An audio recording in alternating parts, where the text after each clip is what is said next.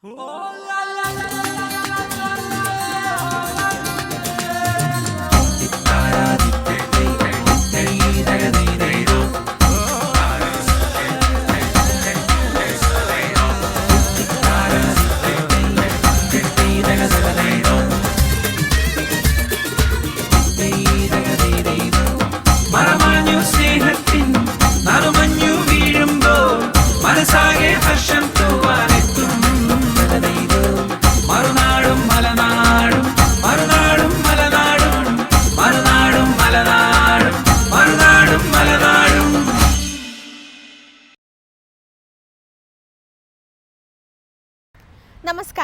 മറുനാടും മലനാടും. ചിലർ ആഗ്രഹിക്കുന്നു, മറ്റു ചിലർ അത് നേടിയെടുക്കുന്നു. നേടിയവരെ തേടിയെത്തുന്നു മറുനാടും മലനാടും. സ്വാഗതം. അനുദിനം മാറിക്കൊണ്ടിരിക്കുകയാണ് ഫാഷൻ, പ്രത്യേകിച്ച് ഫാഷൻ വസ്ത്രരംഗം. ഒരു വസ്ത്രത്തിൻ്റെ ഡിസൈൻ എങ്ങനെ ഉണ്ടാകുന്നു, അതെങ്ങനെ വസ്ത്രമാകുന്നു, അത് എങ്ങനെ ഓരോ രാജ്യങ്ങളിലും ഓരോ വ്യക്തികളിലേക്ക് എത്തപ്പെടുന്നു. കൗതുകകരമായ ഒരു കാഴ്ചയും അറിവുമാണത്. ഷാർജ എയർപോർട്ട് ഫ്രീ സോണിൽ പ്രവർത്തിക്കുന്ന ജുമേറ ഓവർസീസ് എന്ന സ്ഥാപനം വസ്ത്ര വിപണന കയറ്റുമതി രംഗത്ത് വളരെ ശ്രദ്ധേയമായ സ്ഥാപനമാണ്. അതിൻ്റെ MD ശ്രീധർ സാർ നമ്മളോടൊപ്പം ഉണ്ട്.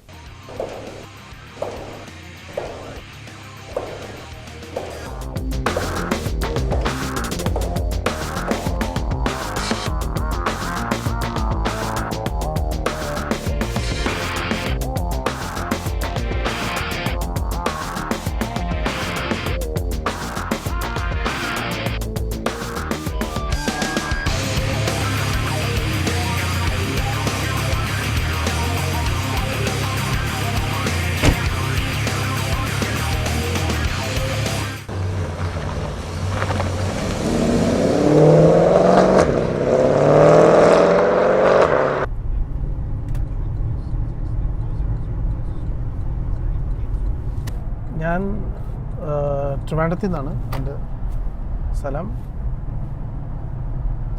ഇവിടെ വന്നിട്ട് ഒരു 17-18 കൊല്ലമായി. മെയിനായിട്ട് ബിസിനസ് എന്ന് പറഞ്ഞാൽ നമ്മൾ ഫാഷൻ ഇൻഡസ്ട്രിയിലാണ്. ഗാർമെൻറ്റ് മാനുഫാക്ചറിങ്ങും അതേപോലെ ഫാഷൻ ലോജിസ്റ്റിക്സ്, ഇതാണ് നമ്മുടെ മെയിൻ ബിസിനസ്.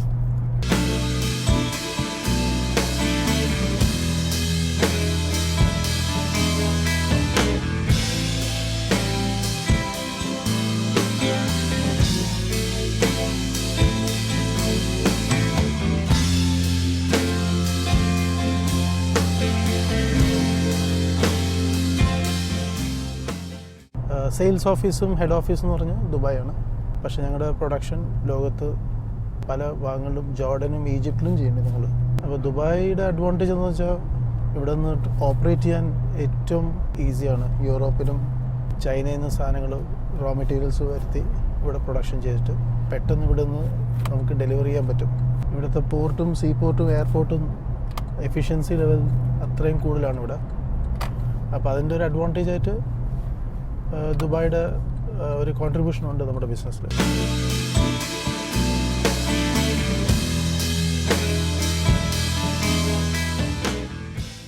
ഞങ്ങളുടെ മെയിനായിട്ട് ഒരു 60% ലേഡീസ് ഗാർമെൻറ്റ്സ് ആണ്. ഈ ഷാർജ ഫാക്ടറിയിൽ ഞങ്ങൾ 100% ലേഡീസ് ഫാഷനാണ്. ശ്രീലങ്കയിലും ബംഗ്ലാദേശിലും ഞങ്ങൾ കൂടുതൽ ചെയ്യണത് കിഡ്സ് വെയറും മെൻസ് വെയറും. ഇവിടെ ഇപ്പോൾ എൻ്റെ ഓഫീസിൽ നോക്കിക്കഴിഞ്ഞാൽ തന്നെ നാട്ടിൽ നിന്നാണ് ഒരു 70% സ്കിൽഡ് സ്റ്റാഫ് നാട്ടിൽ നിന്നാണ്. അവർ ബോംബെയിലും ബാംഗ്ലൂരിലും ഒക്കെ ജോലിയായിരുന്നു മുമ്പേ. അവർ ഞാൻ ഇവിടെ കൊണ്ടുവന്നിട്ട് ഇവിടുത്തെ ഒരു എൻവയോൺമെൻറ്റിൽ അവർ സ്കിൽസിനെ പ്രൊമോട്ട് ചെയ്തിട്ടാണ് ഈ ബിസിനസ് ചെയ്യണത്. 15-16 കൊല്ലമായിട്ട് എൻ്റെ കൂടെ നിൽക്കുന്നവരാണ്. ടെക്നീഷ്യൻസ് കേരളത്തിൽ നിന്ന് തന്നെയാണ്. അവർ ഇത്രയും കാലം എൻ്റെ കൂടെ നിന്നില്ലായിരുന്നെങ്കിൽ ഈ ഒരു ബിസിനസ് ഇത്രയും വളരാൻ ചാൻസ് കുറവായിരുന്നു. എൻ്റെ ഒരു ഗ്രോത്തിൻ്റെ ഒരു വളരെ ഇമ്പോർട്ടൻ്റ് ആസ്പെക്റ്റാണ് നമ്മുടെ ഈ കീ സ്റ്റാഫ്സിൻ്റെ ഇൻവോൾവ്മെൻറ്റ് ആൻഡ് കണ്ടിന്യൂറ്റി.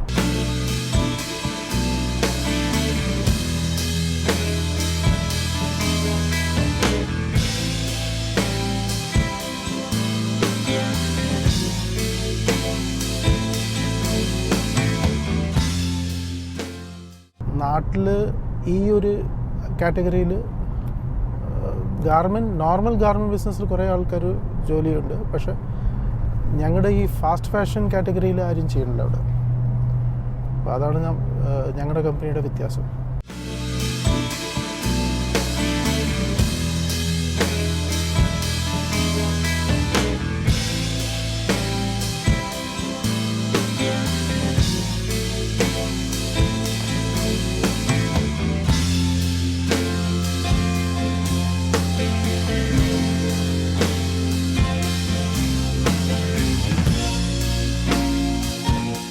ബയറിന് വന്ന ഡിസൈനാണ്.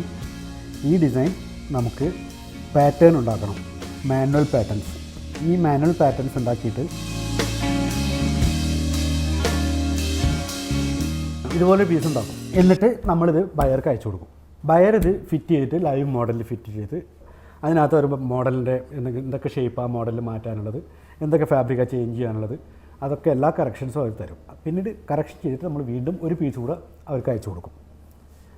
എന്നിട്ട് അതും കൂടെ ഫിറ്റ് ചെയ്ത് കഴിഞ്ഞാൽ അവർ നമുക്ക് ഫിറ്റ് അപ്രൂവൽ തരും. ഫിറ്റ് അപ്രൂവൽ തന്നു കഴിഞ്ഞാൽ നമുക്ക് ഇത് പ്രൊഡക്ഷനിലേക്ക് പോവാം. ഇത് പ്രൊഡക്ഷനിലേക്ക് പോകുന്നതിന് മുമ്പായിട്ട് നമുക്ക് അറിയേണ്ടത് ഇത് എത്ര സൈസ് വേണം, എന്തൊക്കെ സൈസ് ചെയ്യണം എന്നുള്ളതാണ്. ഇപ്പോൾ ഈ ഗാർമെൻ്റ് ആണെങ്കിൽ ഇത് 10 സൈസാണ്. അപ്പോൾ ബേസിക്കലി യൂറോപ്പിലേക്കുള്ള സൈസ് വരുന്നത് 8, 10, 12, 14, 16. അപ്പോൾ ഇത്രയും പാറ്റേൺസ് നമുക്ക് ഗ്രേഡ് ചെയ്യണം. ആ ഗ്രേഡിംഗ് സിസ്റ്റമാണ് ഇവിടെ ഇരിക്കുന്ന ലെക്ട്ര സിസ്റ്റം എന്ന് പറയും. ഇതിനകത്ത് പ്രൂവ്ഡായ മാനുവൽ പാറ്റേൺ നമ്മൾ അതിലേക്ക് ഫീഡ് ചെയ്യണം.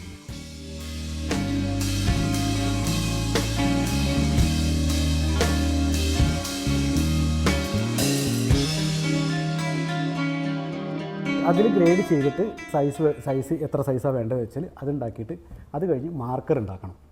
മാർക്കർ ഉണ്ടാക്കിയിട്ട് മാർക്കർ നമ്മൾ ഫാക്ടറിയിലേക്ക് ഇഷ്യൂ ചെയ്യും. ഫാക്ടറിയിൽ പിന്നീട് അവർ ലേ വിരിച്ച് ബൾക്കായിട്ടുള്ള കട്ടിങ് സ്റ്റാർട്ട് ചെയ്യും.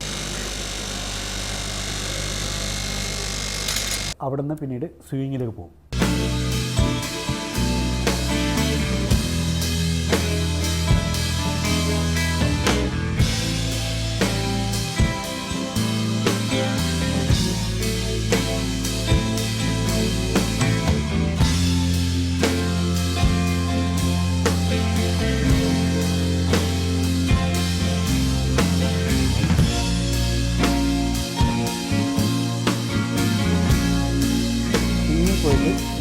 എല്ലാം കഴിഞ്ഞ് ബട്ടൺ ഹോൾ ഉണ്ടാക്കണം.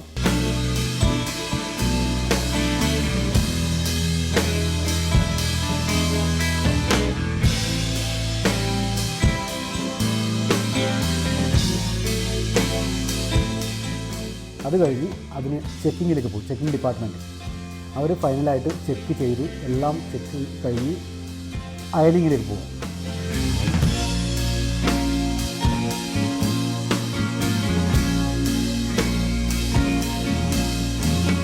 അയണിങ് എല്ലാം കഴിഞ്ഞ് അവർ പിന്നീട് ഫൈനൽ ചെക്കിങ് എന്ന് പറഞ്ഞൊരു സെക്ഷൻ കൂടിയുണ്ട്. അതിൽ അവർ ഫൈനൽ ചെക്ക് ചെയ്യും. ഫൈനൽ ചെക്ക് ചെയ്ത് പിന്നീട് ഹോൾഡിങ്, പാക്കിംഗ്, പോളിബാഗ്, അത് കഴിഞ്ഞിട്ട് metal detector. Metal detector through പാസ്സായി കഴിഞ്ഞാൽ ആ ഗാർമെൻറ്റ് ഓക്കെ ടു എക്സ്പോർട്ട്. കാർട്ടണിലിട്ട് പാക്ക് ചെയ്ത് ഫിനിഷ് ചെയ്യും.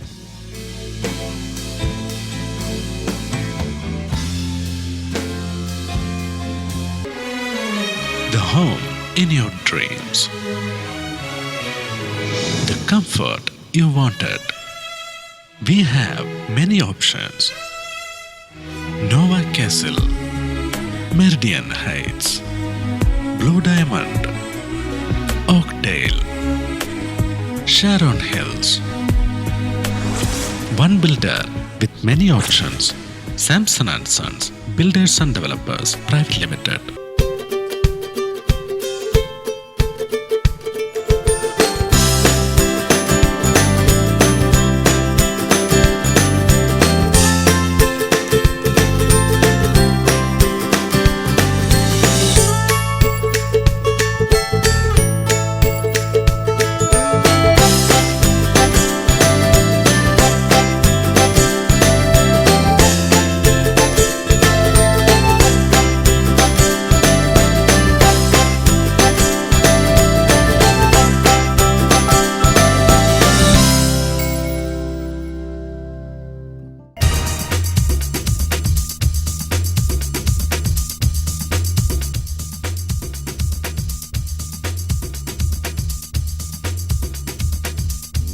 Bello Bus Rentals, the ultimate transport solution.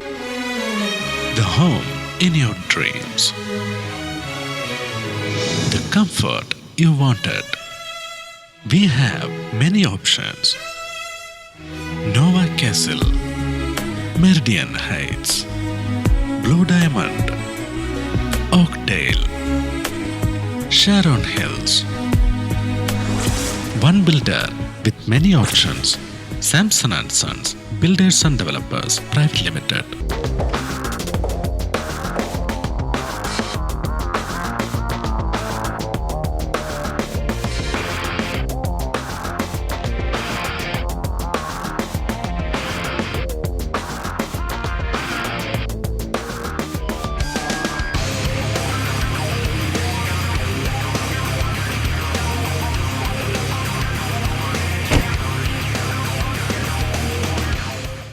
Garment factory യു എയിൽ ഒരു കാലത്ത് 300-400 ഫാക്ടറീസ് ഉണ്ടായിരുന്നു. 1995 മുതൽ 2005 വരെ ഉണ്ടായിരുന്നു. അത് കഴിഞ്ഞ് കുറേ പേര് ക്ലോസ് ചെയ്തിട്ട് കെന്യയിലും ഈജിപ്തിലും ജോർഡനിലും പോയി. പക്ഷേ കുറേ പേര് ഇവിടെ ഇപ്പോഴും ചെയ്യുന്നുണ്ട്. അവർക്ക് കുറച്ച് മാർക്കറ്റിംഗ് ഒക്കെ കുറച്ച് വ്യത്യാസമാക്കി കുറച്ച് ലോക്കൽ മാർക്കറ്റിങ്ങും ചെയ്യുന്നുണ്ട്. പിന്നെ യൂറോപ്പിൽ പെട്ടെന്ന് പ്രൊഡക്ഷൻ ചെയ്തിട്ട് അത് ഫാസ്റ്റ് ഫാഷൻ എന്ന് പറയും. ഇവിടെ 2 ആഴ്ചയിൽ പ്രൊഡക്ഷൻ ചെയ്തിട്ട് ഒരാഴ്ചയിൽ അവിടെ എത്തിക്കുന്ന രീതിയിൽ ചെയ്ത് കഴിഞ്ഞാൽ കുറേ ലേറ്റസ്റ്റ് ഡിസൈൻസ് ഇവിടെ പ്രൊഡ്യൂസ് ചെയ്യാം. ഇന്ത്യയിലും ഏഷ്യയിലും ഒരു പ്രൊഡക്ഷൻ ചെയ്ത് കഴിഞ്ഞാൽ 2 മാസം മുമ്പ് യൂറോപ്യൻ സ്റ്റോഴ്സിൽ എത്തില്ല. അപ്പോൾ ഇവിടെ നിന്ന് ചെയ്ത് കഴിഞ്ഞാൽ ഇവിടുത്തെ ലോജിസ്റ്റിക്സ്, ഇവിടുത്തെ ഫ്ലൈറ്റ്സിൻ്റെ ഫ്രീക്വൻസി അത്രയും കൂടുതലാണ് യൂറോപ്പിലേക്ക്. അപ്പോൾ അതിൻ്റെ ഒരു കോസ്റ്റ് അഡ്വാൻറ്റേജും ഉണ്ട്. യൂറോപ്യൻ മാനുഫാക്ചേഴ്സാണ് നമ്മുടെ കോമ്പറ്റീറ്റേഴ്സ്. അപ്പോൾ അവരെ കമ്പയർ ചെയ്യുമ്പോൾ നമുക്ക് കോസ്റ്റ് അഡ്വാൻറ്റേജ് ഉണ്ട്. നമ്മൾ ഏഷ്യൻ മാനുഫാക്ചേഴ്സിൻ്റെ കോമ്പറ്റീഷനിലില്ല. ഞങ്ങളുടെ പ്രോഡക്റ്റ് കൂടുതലും ടർക്കി, യൂറോപ്യൻ രാജ്യങ്ങളിൽ പ്രൊഡ്യൂസ് ചെയ്യുന്ന ഗാർമെൻറ്റ്സാണ് നമ്മൾ ദുബായിൽ ചെയ്യണത്. അപ്പോൾ ദുബായിയുടെ കോസ്റ്റ് അഡ്വാൻറ്റേജ് യൂറോപ്പിന് കമ്പയർ ചെയ്യുമ്പോൾ കുറേ ഉണ്ട് ഇവിടെ. ഏഷ്യനെ കമ്പയർ ചെയ്യുമ്പോൾ ഇവിടെ എക്സ്പെൻസീവാണ്. പക്ഷേ ഞങ്ങൾ ഏഷ്യൻ പ്രോഡക്റ്റ്സ് അല്ല ചെയ്യണം ഇവിടെ. അപ്പോൾ അതൊന്ന് ബാലൻസ് ചെയ്ത് പോകുന്നുണ്ട്. എനിക്ക് തോന്നുന്നുണ്ട് ഇൻ ഫ്യൂച്ചർ കൊച്ചിയോ അതേപോലത്തെ സിറ്റീസിൽ ഇതേപോലെ ബിസിനസ് ചെയ്യാനുള്ളൊരു ഒരു പ്രോസ്പെക്ട്സ് കാണുന്നുണ്ട്. ബിക്കോസ് അവിടെ കുറേ സ്റ്റുഡൻസ് ഇപ്പോൾ ഫാഷൻ രംഗത്തിൽ കുറേ പേര് വരുന്നുണ്ട്. അപ്പോൾ ഈ ഒരു ഇൻഡസ്ട്രീനെ പറ്റി ഒരു ബെറ്റർ അവയർനെസ്സും പിന്നെ ആ ഫാഷൻ ട്രെൻഡ് ഇന്ന് നാട്ടിൽ അവർക്ക് വെയറബിൾ ഫാഷനായിട്ട് മാറുകയാണ് യൂറോപ്യൻ ഫാഷൻ. അപ്പോൾ ആ ഒരു സാഹചര്യത്തിൽ ഐ തിങ്ക് നല്ലൊരു മാർക്കറ്റ് ലോക്കലി നാട്ടിൽ തന്നെ, മുംബൈ, ബോംബെയോ ഡൽഹിയോ ബാംഗ്ലൂരിലോ മാത്രമേ ഇങ്ങനത്തെ clothing that is European western clothes കൂടുതലും ഉപയോഗിക്കുന്നത് അവിടെയായിരുന്നു. പക്ഷേ ഇപ്പോൾ ചെറിയ സിറ്റീസിലും നമുക്ക് കേരളത്തിലോ ഇന്ത്യയിലോ പല രാജ്യങ്ങളിലും പല സിറ്റീസിലും നമുക്ക് കാണാം. അപ്പോൾ ആ ഒരു ആസ്പെക്ട്സ് നോക്കുമ്പോൾ I think there is a lot of possibility. Emirates road ഇവിടെ നിന്ന് ഇത് എല്ലാ എമിറേറ്റ്സിനെയും കണക്ട് ചെയ്തതാണ്. ഈ റോഡ് റാസൽ ഖൈമ മുതൽ അബുദാബി വരെ 7 എമിറേറ്റ്സ് ഉണ്ടല്ലോ, അതിനെ കണക്ട് ചെയ്യുന്ന road. Strategy is mainly travel. High streets യൂറോപ്പിൽ ഇപ്പോൾ എന്ത് നടക്കുന്നുണ്ട് അത് നമ്മൾ ഇന്നിപ്പോൾ അറിഞ്ഞിരിക്കണം. ഓർ റാദർ ഒരു 6 മാസം 8 മാസത്തിനകത്ത് എന്ത് ട്രെൻഡ് വരാൻ പോണത് നമ്മളിപ്പോൾ അറിഞ്ഞിരിക്കണം. അപ്പോൾ അതിന് ഷോസും അതിൻ്റെ ഫോർകാസ്റ്റ് എക്സിബിഷൻസും യൂറോപ്പിലോ വെസ്റ്റേൺ ഇപ്പോൾ ഈസ്റ്റേൺ രാജ്യങ്ങളിലും ജപ്പാനിലും കൊറിയയിലും ഞാൻ പോകാറുണ്ട്. അവിടെ നിന്നും മനസ്സിലാക്കുന്നത് എന്താണ് ലേറ്റസ്റ്റ് ട്രെൻഡ്, എന്താണ് കൂടുതൽ ഫാബ്രിക്സിന് ഓർ എന്ത് സ്റ്റൈലിനാണ് ചാൻസ് കൂടുതൽ. അപ്പോൾ അതിനെ അഡാപ്റ്റ് ചെയ്തിട്ടുള്ള പ്രോഡക്റ്റ് നമ്മൾ പ്രോഡക്റ്റ് റേഞ്ച് ഡെവലപ്മെൻറ്റിന് നമ്മളത് ഇപ്പോൾ നമ്മൾ റേഞ്ച് ഡെവലപ്മെൻറ്റ് ചെയ്യണത് അടുത്ത വിൻ്ററിന് വേണ്ടിയാണ്, 2014 വിൻ്റർ. അപ്പോൾ അതിൻ്റെ റേഞ്ച് ഓൾറെഡി ഡെവലപ്പ് ചെയ്ത് വിറ്റ് കഴിഞ്ഞു. പിന്നെ നെക്സ്റ്റ് ഇപ്പോൾ സമ്മറിലേക്കാണ് പോണത്. അപ്പോൾ ഒരു ഇതേപോലത്തെ ഒരു ഫോർകാസ്റ്റിംഗ് എക്സിബിഷൻസും അതേപോലെ ഫോർകാസ്റ്റ് ട്രെൻഡൊക്കെ അറിയുന്നത് അതാണ് ഇമ്പോർട്ടൻറ്റ്. അതിന് ട്രാവലാണ് ഏറ്റവും ഇമ്പോർട്ടൻറ്റ്.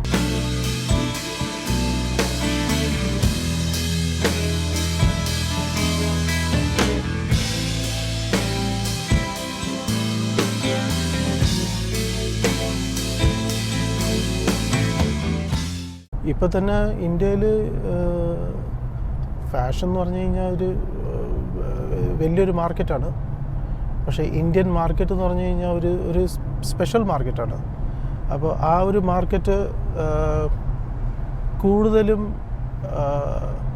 ഒരു ഇന്ത്യൻ കൺസ്യൂമറിനെ അട്രാക്റ്റ് ചെയ്യുന്നത് പോലെയാണ് ഇന്നത്തെ ബൾക്ക് ഓഫ് ദി മാർക്കറ്റ്. ആ ഒരു അതിലൊരു യൂറോപ്യൻ ഫാഷൻ എന്ന് പറയുന്നത് ഒരു പോർഷനേ ഉള്ളൂ. പക്ഷേ ഇന്നും നമ്മുടെ local that is traditional fashion, Indian fashion, അതാണ് ഏറ്റവും കൂടുതൽ മാർക്കറ്റ് ഷെയർ. ആ ഒരു മാർക്കറ്റ് ഷെയർ ഡെഫിനറ്റ്ലി ആ ട്രെൻഡ് കണ്ടിന്യൂ ചെയ്യും. പക്ഷേ വെസ്റ്റേൺ ബ്രാൻഡ്സിൻ്റെ എക്സ്പാൻഷൻ ഇന്ന് മാർക്കറ്റിൽ കാണുന്നുണ്ട്. അവർ എല്ലാ വർഷവും ഒരു ഡബിൾ ഡിജിറ്റ് എക്സ്പാൻഷനിലേക്കാണ് പോണത്. മേ ബി ഒരു 5-6 ഇയേഴ്സ് ഈ ഒരു ട്രെൻഡ് വളരെ ലാർജ് മാർക്കറ്റിലേക്ക് ഒരു സിറ്റുവേഷൻ ഉണ്ടാക്കാം. അതിന് ഇപ്പം തന്നെ ഫോറിൻ ബ്രാൻഡ്സ് എല്ലാവരും സ്റ്റാർട്ട് ചെയ്ത് കഴിഞ്ഞു. ഇവർ ഇന്ന് എൻ്റെ ഒരു ഒപ്പീനിയനിൽ ഇന്ന് അവർ കുറേ ഫോറിൻ ബ്രാൻഡ്സ് പൈസ ഉണ്ടാക്കുന്നില്ല, അതാണ് സത്യം. പക്ഷേ ഒരു ഫ്യൂച്ചർ പ്രസൻസിലേക്ക് വേണ്ടി ആണ് അവർ ഇന്ന് സ്റ്റോഴ്സ് തുറന്നിരിക്കുന്നത്. ഒരു 5-6 കൊല്ലം കഴിഞ്ഞാൽ ഇവരൊക്കെ എക്സ്പാൻഡ് ചെയ്യും കുറേ, ബിക്കോസ് മാർക്കറ്റ് എക്സ്പാൻഡ് ചെയ്യുമ്പോൾ. അപ്പോൾ അവർ പ്രോഫിറ്റബിലിറ്റിക്ക് എത്തും.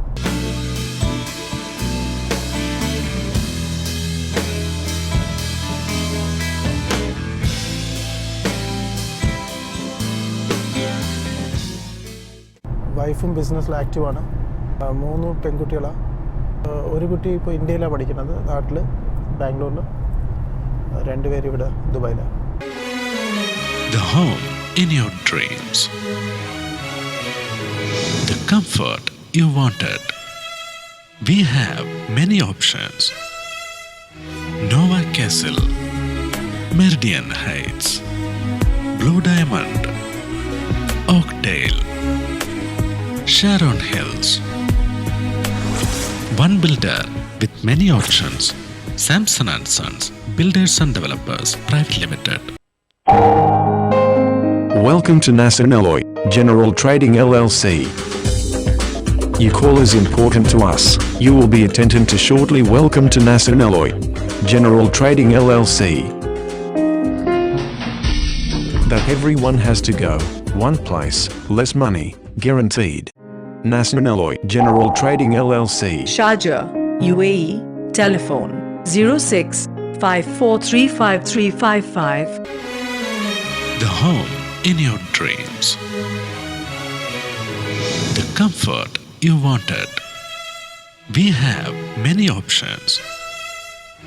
Nova Castle, Meridian Heights, Blue Diamond, Oakdale, Sharon Hills. One builder with many options. Samson & Sons, Builders and Developers, Private Limited. വീണ്ടും നമ്മൾ പൂന്തോട്ട നഗരമായ ബാംഗ്ലൂരിലെ ഒരു കുടുംബത്തിലേക്ക്.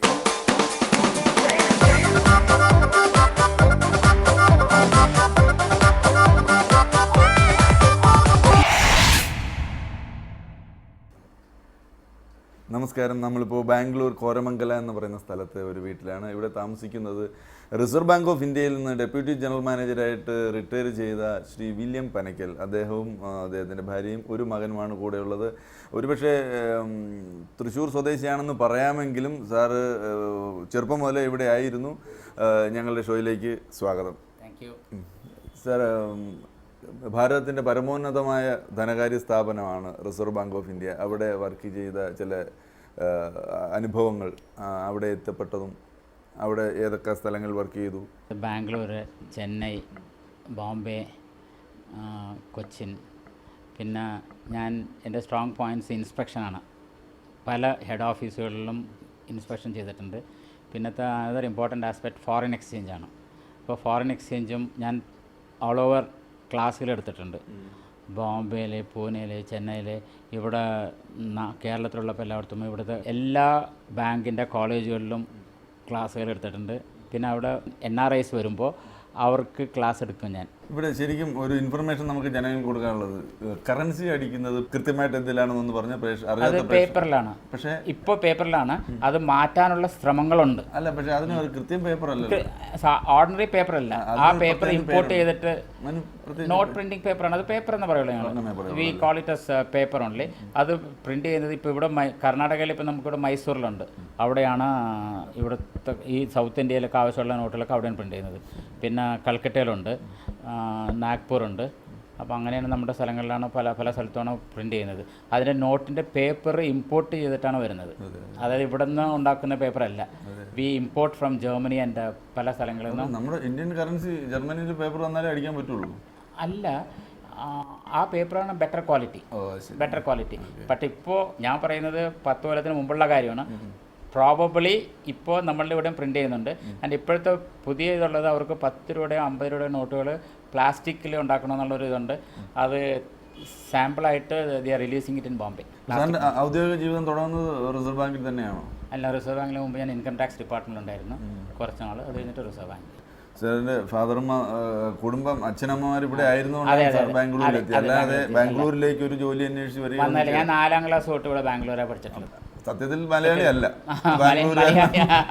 മലയാളിയാണ്. എൻ്റെ ഭാര്യ, എൻ്റെ 3 മക്കളും ബാംഗ്ലൂർ ജനിച്ചവരാണ്. ഞാൻ ജനിച്ചില്ല എന്നേ ഉള്ളു. അപ്പോൾ അതുകൊണ്ട് എനിക്കൊരു പ്രത്യേക ആവശ്യം ഉണ്ടായിരുന്നത്, എൻ്റെ 3 മക്കളും ബാംഗ്ലൂർ ജനിച്ച കാരണം മലയാളി ക്രിസ്ത്യാനികളായിരിക്കണം എൻ്റെ മരുമക്കൾ. പക്ഷേ ബാംഗ്ലൂരിന് പുറത്ത്, കേരളത്തിന് പുറത്തുള്ളവരായിരിക്കണം. അത് ദൈവത്തിന്റെ കുറിച്ച് അത് സാധിച്ചു. പല സ്ഥലങ്ങളിൽ ഒപ്പിച്ചെടുത്തു. മൂത്ത മകന്റെ ഭാര്യ ബോംബെയിലാണ്. രണ്ടാമത്തെ മകളുടെ ഭർത്താവ് ബാംഗ്ലൂർ തന്നെ. അവനിവിടെ തന്നെ, സെന്റ് ജോസഫ് അവനിവിടെ തന്നെയാണ്. 3ാമത്തേതും ബാംഗ്ലൂരാണ്. അത് അവള് ദേവരൻ ദുബായ്, ഇപ്പോൾ ബാംഗ്ലൂരാണ്. അവർ പേരെന്താ? ജെയിനോ? മലയാളത്തിൽ ഒരു നടനുണ്ടായിരുന്നു, മരിച്ചുപോയി. ബാംഗ്ലൂരിലേക്ക് മലയാളികൾ വന്നു തുടങ്ങിയ കാലത്ത് വന്ന ഒരു കുടുംബത്തിലെയാണ് അല്ലേ? അതിനെക്കുറിച്ചൊന്ന് പറഞ്ഞേ. എൻ്റെ അമ്മാമ്മ ഫസ്റ്റ് ലേഡിയാന്ന് പറയാം. അന്ന് ആരും തന്നെ ഇല്ല, ബാംഗ്ലൂർ തന്നെ വളർന്നിട്ടില്ല. ബാംഗ്ലൂർ വളരെ ചെറുതായിരുന്നു. അപ്പോൾ അമ്മാമ്മയും എൻ്റെ ഫാദറും അവർ 4 ബ്രദേഴ്സ് അവർ ഇവിടെ വന്ന് മദ്രാസ് TVS കമ്പനിയിൽ അവരങ്ങനെ ജോലി ചെയ്ത് പിന്നെ ഓരോരോ മലയാളിയായിട്ട് വന്ന് ബാംഗ്ലൂർ വളർന്നത്. അതും പറയാൻ പറ്റാ. എങ്ങനെയുണ്ട് ബാംഗ്ലൂരിലെ ജീവിതം? ബാംഗ്ലൂർ നല്ലത്, കാലാവസ്ഥയും എല്ലാം കൊണ്ടും നല്ലതാണ്. വല്ലാത്ത ഡസ്റ്റ്, പുറത്തിറങ്ങിയ പൊടി, വളരെ ഡസ്റ്റ് എല്ലായിടത്തും ഉണ്ടല്ലോ. കേരളത്തിൽ ഇത്ര പൊടിയില്ല. പൊടിയില്ല, പക്ഷെ ബാംഗ്ലൂർ കേരളത്തിൽ വേറെ മാതിരിയാണ്. എവിടെ നിൽക്കാലും ഒരേ ആൾക്കാരുണ്ട്. ഇവിടെ അങ്ങനെയല്ല, പല ആൾക്കാർ. പണ്ട് ഇതൊരു ഗാർഡൻ സിറ്റി തന്നെയായിരുന്നു. ഇപ്പൊ ഗാർഡൻ സിറ്റി ആണോ വേസ്റ്റ് സിറ്റി ആണോ? ഇപ്പൊ ഗാർബേജ് സിറ്റി ആയി.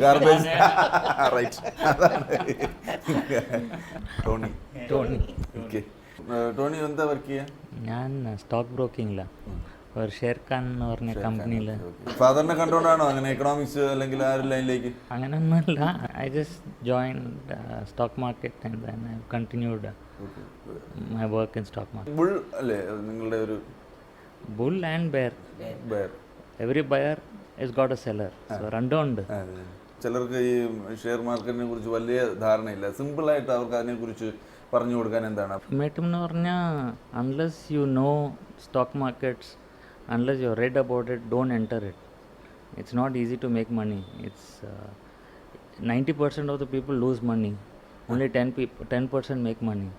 So my sincere advice is simply don't get into stock market. അതെന്തുകൊണ്ടാണ് അങ്ങനെ സംഭവിക്കുന്നത്? 90% ലോസ് എന്ന് പറയുമ്പോൾ അവർക്ക് 90% people lose little money. They don't know. They're just gambling, blindly doing without any information. സാറിന് കുറച്ച് കൗതുകകരമായ സംഭവങ്ങളുടെ കുറച്ച് കളക്ഷനൊക്കെ ഉണ്ടല്ലേ? അങ്ങനെ ഞാൻ കുറേ ട്രാവൽ ചെയ്ത് 3 മക്കളുടെ കളക്ഷനും പോരാതെ കളക്ഷൻ ഉണ്ട്. ഇങ്ങനെയൊക്കെ എനിക്ക് ആ ഓരോ ഇത് പഴയ സാധനങ്ങൾ കളക്ട് ചെയ്യുന്നത് ഞാൻ പറഞ്ഞില്ലേ, ഇങ്ങനെ ഈ വക ഇതൊക്കെ എനിക്ക് എൻ്റെ ഒരു ആഗ്രഹമാണത്. ഇളയ മകൻ കുറച്ച് ആർട്ടിസ്റ്റാണ്, ഡ്രോയിങ്, പിന്നെ ഇപ്പോൾ ഫോട്ടോഗ്രാഫിയിൽ ഇൻവോൾവ് ആണ്. ഫോട്ടോഗ്രാഫറാണ്. അപ്പോൾ അവൻ്റെ ഫോട്ടോസ് ഇംഗ്ലണ്ടിൽ നിന്നുള്ള മാഗസിൻ ഡിജിറ്റൽ ഫോട്ടോഗ്രാഫി, അതിൽ 3-4 ഇഷ്യൂസിൽ അവൻ്റെ ഫോട്ടോസ് വന്നിട്ടുണ്ട്. അമേരിക്കയിലെ ട്രെയിനിൽ, ലോക്കൽ ട്രെയിൻസിൽ അതിൻ്റെ പോസ്റ്റേഴ്സ് വെച്ചിട്ടുണ്ടായിരുന്നു. ഒരു 1.5-2 കൊല്ലം ഉണ്ടായിരുന്നു. മകള് ഷീസ് ഇൻസിഡൻ്റലി ബാങ്കിലാണ്. അവള് ഒരു മാനേജറാണ്. ഇവർക്ക് രണ്ടുപേർക്കും വരയും ആർട്ടും ഒന്നും ഇല്ലെന്ന് മനസ്സിലായി. കണക്കും ആർട്ടും തമ്മിൽ ചേരില്ലല്ലേ? ആർട്ട് ക്രിട്ടിക്കാണ്. നിങ്ങൾ രണ്ടുപേരുടെ ക്രിട്ടിക് ചെയ്യുന്നതനുസരിച്ച് അയാളുടെ വര വലുതായിക്കൊണ്ടിരിക്കുകയാണല്ലോ. നിങ്ങളുടെ രണ്ടുപേരുടെയും കൂടെ ഓപ്പോസിഷൻ കാരണം അല്ലേ? അതാണെന്ന് തോന്നുന്നു. അവളുടെ husband senior vice president in Thomson Reuters. അവർക്കൊരു കുട്ടിയുണ്ട്, 11 വയസ്സുള്ള കുട്ടി. ഇവനൊരു 10 വയസ്സുള്ള കുട്ടി. വർക്ക് ചെയ്യുന്നുണ്ട് റോബർട്ട് ബോഷ് ബാംഗ്ലൂർ തന്നെ. ഞാൻ കൗതുകരായിട്ടൊരു ചോദ്യം ചോദിച്ചോട്ടെ. ഈ റിസർവ് ബാങ്കിൽ പ്രസ്സിൽ നോട്ട് പ്രിന്റിംഗ് പ്രസ്സിൽ സാറ് പോയിട്ടുണ്ടാവുമല്ലോ. അപ്പോൾ അടിച്ചിങ്ങനെ വച്ചിരിക്കുന്ന നോട്ട് കണ്ടിട്ടുണ്ടല്ലോ. പിന്നെ കള്ളനോട്ടിൽ അടിക്കുന്നത് എങ്ങനെയാണെന്ന് വെച്ചിട്ടുണ്ടെങ്കിൽ മിക്കതും ISI, അതായത് പാകിസ്ഥാനിൽ അടിച്ചിട്ട് കൊണ്ടുവന്നിട്ടാണ് ഇവിടെ കൊടുക്കുന്നത്. അവരും പേപ്പർ അവർക്ക് പ്രിൻ്റ് ചെയ്യാൻ നമ്മൾ വാങ്ങിക്കുന്ന സ്ഥലത്ത് നിന്ന് തന്നെ ജർമ്മനിയിൽ നിന്നൊക്കെ വാങ്ങിക്കുന്ന പേപ്പറിൽ അവർ പ്രിൻ്റ് ചെയ്തിട്ട്, എങ്കിലും അതിൽ കുറേ വ്യത്യാസങ്ങളുണ്ട്. ഒന്ന് പിന്നെ ഇത് ഒരു വ്യത്യാസമില്ല, ഇത് ഒറിജിനലാണിത്. പിന്നെ നമ്മുടെ ലോക്കൽ ആളുകൾ പ്രിൻ്റ് ചെയ്യുന്നുണ്ട്. ഇപ്പം ഞാൻ അല്ല, അതായത് എന്നെ പോലീസ് ഓഫീസേഴ്സ് കൊണ്ടുപോയിട്ട് വെരിഫൈ ചെയ്യാൻ, ഞാനിവിടെ പോലീസ് ഓഫീസ് നമ്മുടെ ഇതുണ്ടല്ലോ AR ഇൻഫൻ്റ് ഇവിടുത്തെ കമ്മീഷണർ പോലീസും IGP ഒക്കെ ആയിരുന്നു. അതായത് അബ്ദുൾ റഹ്മാൻ കുഞ്ഞെന്നാണ് പുള്ളിയുടെ പേര്. പുള്ളിക്ക് പോലും ഞാൻ ക്ലാസ് എടുത്തിട്ടുണ്ട് ഇവിടെ. പലപ്പോഴും കൗതുകരമായിട്ട് ചിലപ്പോൾ ചോദിക്കുന്നൊരു കാര്യമുണ്ട്. നമ്മുടെ ഒരു 100-ൻ്റെ അല്ലെങ്കിൽ 1000-ൻ്റെ ഒരു കെട്ട് നോട്ട് എടുത്താൽ എല്ലാം സെയിം ആണ്. പക്ഷേ ആ നോട്ടുകളെ തമ്മിൽ വേർതിരിക്കാനുള്ള ഒരു അടയാളം അതിലുണ്ട്. ഓരോ നോട്ടുകൾ തമ്മിൽ വേർതിരിച്ചറിയാനുള്ള ഒരു അടയാളം അതിലുണ്ട് എന്ന് പറയാറുണ്ട്. അതെന്താണ്? കറക്റ്റ് നമ്പറാണ്. കറക്റ്റ്. നമ്പർ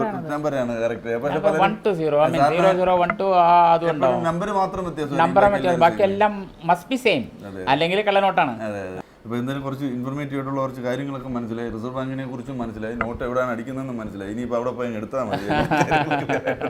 അപ്പോൾ ഞാൻ പക്ഷേ മറുനാടൻ മലയാളികളുടെ വീട്ടിൽ ചെന്ന് കഴിഞ്ഞാൽ മലയാളം കൃത്യമായിട്ട് കൈകാര്യം ചെയ്യുന്നുണ്ടോ ഇല്ലേ? നിങ്ങളൊരു മലയാളം സംസാരിക്കുന്നു, ആൻറ്റി മാത്രം മലയാളത്തിനോട് ഇപ്പം ബുദ്ധിമുട്ടുണ്ട്. എങ്കിലും ഞാൻ മോൻ പറയുന്നുണ്ട്. പക്ഷെ എനിക്ക് ഞാൻ പറയുന്ന ഒരു വാക്ക് കൃത്യമായിട്ട് പറയണമെന്നുള്ളൊരു നിർബന്ധമാണ് ഞങ്ങളുടെ പ്രോഗ്രാമിൻ്റെ ഭാഗമായിട്ട്. അപ്പോൾ ശരീരം എന്നുള്ള ബോഡി എന്നുള്ളതിന് ഉടല് എന്നൊരു വാക്ക് മലയാളത്തിലുണ്ട്. ഉടലോട് ഉടൽ ഇടഞ്ഞു എന്ന് തെറ്റില്ലാതെ 2-3 പ്രാവശ്യം പറയാൻ പറ്റും. ഉടലോട് ഉടൽ ഇടഞ്ഞു. ഇടിഞ്ഞില്ല. ഉടലോട് ഉടൽ ഇടഞ്ഞു. ഉടലോട് ഉടൽ ഇടഞ്ഞു. ഉടലോട് ഉടൽ ഇടഞ്ഞു. ഉടലോട് ഉടൽ ഇടഞ്ഞു. ഉടലോട് ഉടൽ ഇടഞ്ഞു. ഉടലോട് ഉടൽ ഇടഞ്ഞു. ഉടലോട് ഉടൽ ഇടഞ്ഞു. ഉടലോട് ഉടൽ ഇടഞ്ഞു. ഓക്കെ, ഒപ്പിച്ച്. പക്ഷേ അങ്ങനെ കറക്റ്റ് അല്ലെങ്കിലും ഉടലോടൊന്നില്ല. ഉടലോട് ഉടൽ ഇടഞ്ഞു. ഉടലോട് ഉടൽ ഇടഞ്ഞു. ഉടലോട് ഉടൽ ഇടഞ്ഞു. ഉടലോട് ഉടൽ ഇടഞ്ഞു. ഉടലോട് ഉടൽ ഇടഞ്ഞു. ഇനിയാണ് നമുക്കൊന്ന് പോരാടി നോക്കാം. ഉടലോട് ഉടലിടിഞ്ഞു. ഉടലോട് ഉടലിടിഞ്ഞു. ഉടലോട് ഉടൽ ഇടിഞ്ഞു. ഇടഞ്ഞു. ഉടലോട് ഉടൽ ഇടഞ്ഞു. ഉടലോട് ഉടനിടിഞ്ഞു. എന്തായാലും കുറച്ച് പച്ച മലയാളവും കുറച്ച് പഴുത്ത മലയാളവും ഒക്കെ ആയിട്ട് സാർ കുറച്ച് ഇൻഫർമേറ്റീവ് ആയിട്ടുള്ള കുറച്ച് കാര്യങ്ങൾ നമുക്ക് മനസ്സിലായി. നിങ്ങളുടെ കുടുംബത്തിൻ്റെ സന്തോഷത്തിൽ പങ്കുചേർന്നതിന് വളരെ സന്തോഷം. ക്രീക്ക് പാസഞ്ചർ ട്രാൻസ്പോർട്ട് ദുബായിൽ എല്ലാവർക്കും അറിയാവുന്ന ഒരു സ്ഥാപനമാണ്. വാഹനാവശ്യങ്ങൾക്ക് സമീപിക്കാവുന്ന, ദുബായിൽ ഇല്ലാത്തവർക്ക് പോലും ദുബായിൽ വരുമ്പോൾ ആശ്രയിക്കാവുന്ന ഒരു സ്ഥാപനമാണ്.